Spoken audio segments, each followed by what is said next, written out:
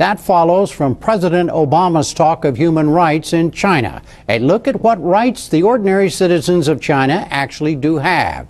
It comes from Xiao Qiang, a Chinese human rights activist who now edits China Digital Times, a bilingual website. He's also an adjunct professor at the University of California's Graduate School of Journalism in Berkeley. And Winston Lord, a longtime China expert who was the U.S. ambassador to China in the late 1980s and was most recently there in May. Ambassador Lord, in general, how would you describe the rights that Chinese citizens have at this moment?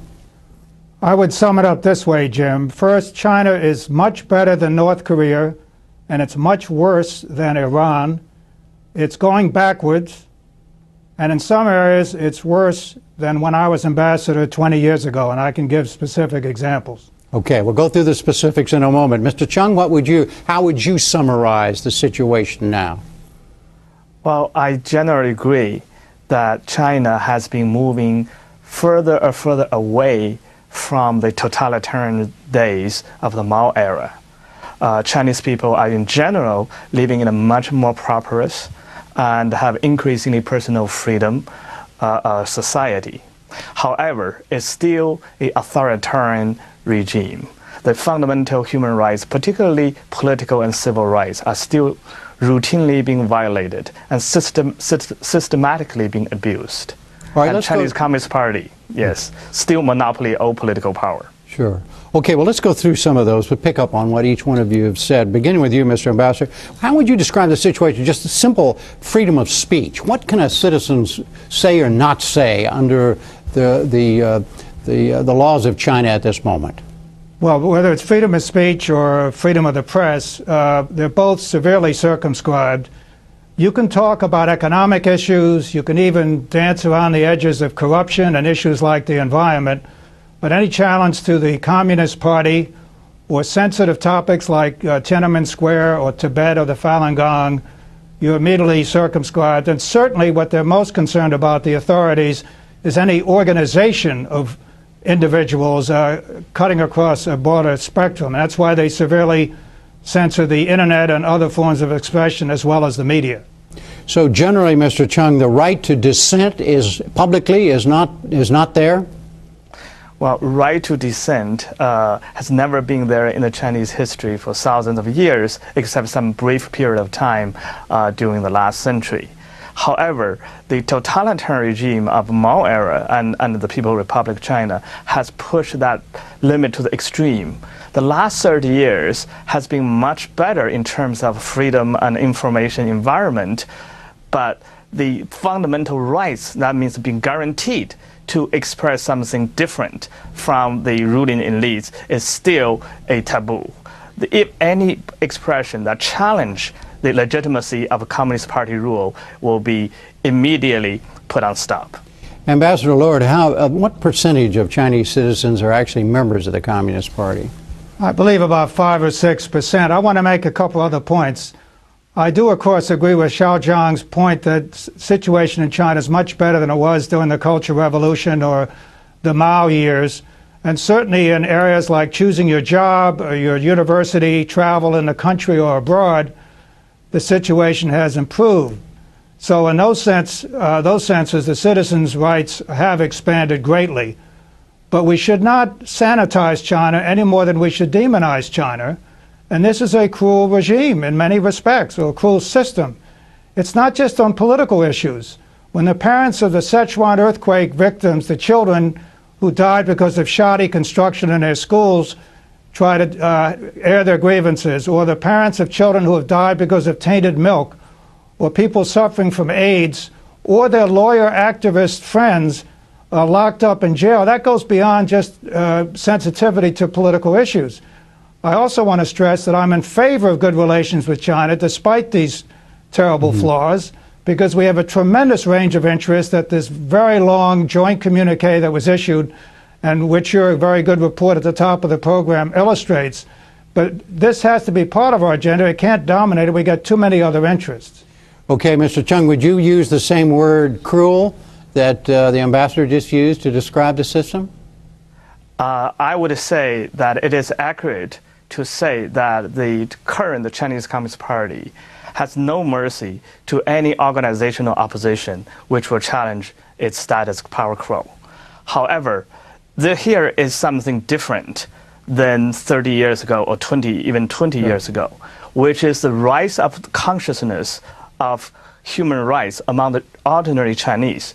Whether you are the marginalized groups who are disadvantaged groups, like the state employee, unemployed workers or peasants, or you are the middle class, new middle class, which own an apartment and increasingly demanding on the freedom of speech on the internet.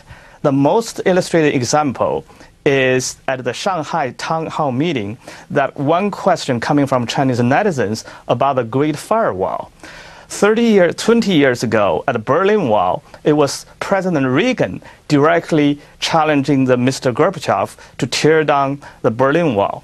But 20 years later, it was Chinese netizens themselves express their urge to the freedom, calling to tear down the Great Firewall, and that voice being heard through the internet to the visiting US president. While the President Obama was saying that very politely, but still very firmly, the value of free speech is the strength of a nation, and I think Chinese people have heard that. Mr. Ambassador, you agree with that the people of China, when President Obama says something, or like what at the town hall, when people talk about rights, that the average Chinese citizen understands what that is and longs for it just like anybody else in the world does? The Chinese have universal aspirations. They're not different from other peoples around the world. A couple of points.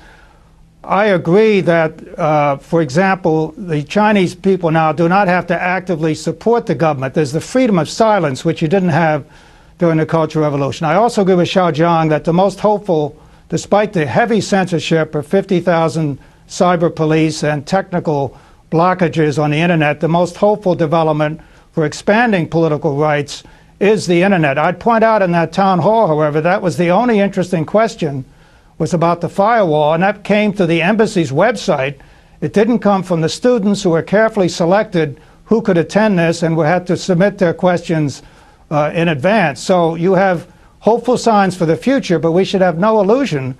Obama's access to the Chinese people was less than Bush and Clinton got when they went there in recent years.